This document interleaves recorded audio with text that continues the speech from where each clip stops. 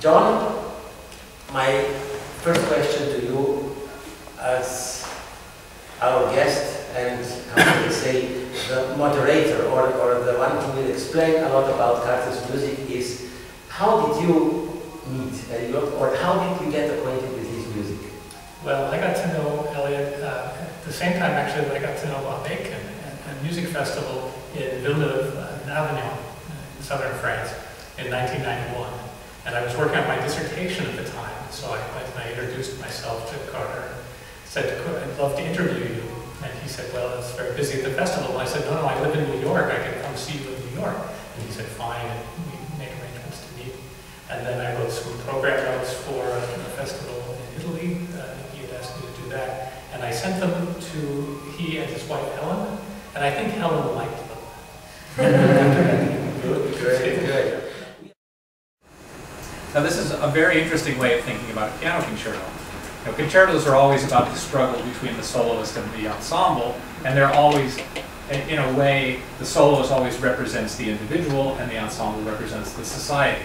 So it's nothing new to think about a concerto as being a kind of microcosm of human society. But Carter takes that much further. He talks about the piano being born, right?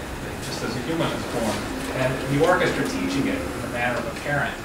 And then the piano being like a rebellious teenager, realizing that the parents don't always have the right answers. And then they fight, and there's a confrontation.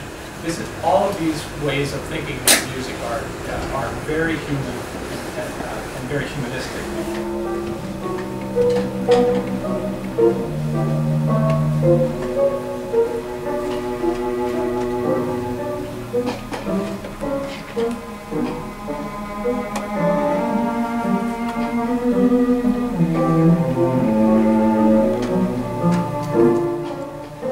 The relationship between Carter and Ives is extremely important. Carter's music was very strongly influenced by Charles Ives and by his music. But an important thing to remember about the relationship, it was very much one of an older mentor and a very young beginning student. Charles Ives at the time was about 50 years old, and Carter at the time was 15 years old. So you can imagine, this is a relationship between a very young man, an adolescent, and a sort of favorite uncle, almost. So it's important to keep that relationship in mind. So Carter was at a very impressionable age, and Ives, I'm sure, was very happy to have such an eager young man around asking about contemporary music, which was a passion of Ives. So through Ives, Carter got to know a few important things. For example, Henry Cowell's periodical New Music Quarterly, which was a publication about contemporary music, one of the earliest ones in the U.S. And he also went to Carnegie Hall to hear concerts that Charles Ives had bought. Ives would reserve a regular series of tickets for the concerts, and when he couldn't go, he would give the tickets to Carter. And this is actually, it's quite interesting because this is a tradition that Carter and his wife Helen, when she was alive, they continued that tradition. They would subscribe to all kinds of different concert series and then pass the tickets on to friends when they couldn't go. So Carter is obviously eager to carry on that tradition. So Carter goes to hear the Boston Symphony Orchestra at Carnegie Hall playing the United States premiere of Stravinsky's Rite of Spring. Now this is a life-changing experience for Carter. He had never heard music like this before, and he immediately decided after hearing the Rite of Spring that that's what he wanted to do with his life. He wanted to become a composer.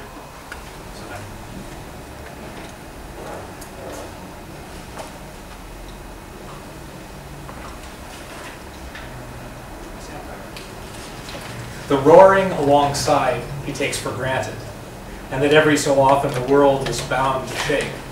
He runs to the south, finical, awkward, in a state of controlled panic, a student of Blake. The beach hisses like fat. On his left, a sheet of interrupting water comes and goes and glazes over his dark and brittle feet. He runs straight through it, watching his toes. Watching, rather, the spaces of sand between them, where, no detail too small, the Atlantic drains rapidly backwards and downwards. As he runs, he stares at the dragging grains. The world is a mist, and then the world is minute and vast and clear. The tide is higher or lower, he couldn't tell you which. His beak is focused. He is preoccupied, looking for something, something, something. Poor bird, he is obsessed. The millions of grains are black, white, tan, and gray, mixed with quartz grains, rose and amethyst.